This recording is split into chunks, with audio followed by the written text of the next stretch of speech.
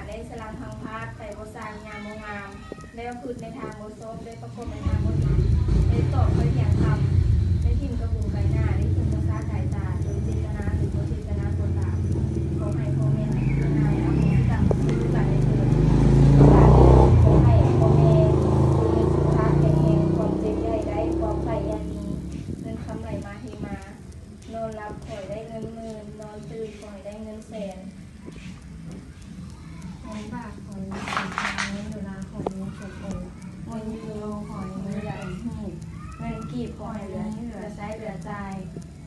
แบ่งเงินมาขอให้ได้แก้วมันมีโซ่เข้าของ18โกดให้มีไส้ประกาศนี่นะเป็นหน้าตามาแล้วลูกหลานได้มาสมบัติสมมาพ่อแม่ที่ผ่านมาได้ร่วงเกินพ่อแม่นะบ่ว่าสิตั้งใจหรือว่าบ่ตั้งใจกระยาพ่อแม่อโหสิกรรมให้บ่ให้เป็นบาปเป็นกรรม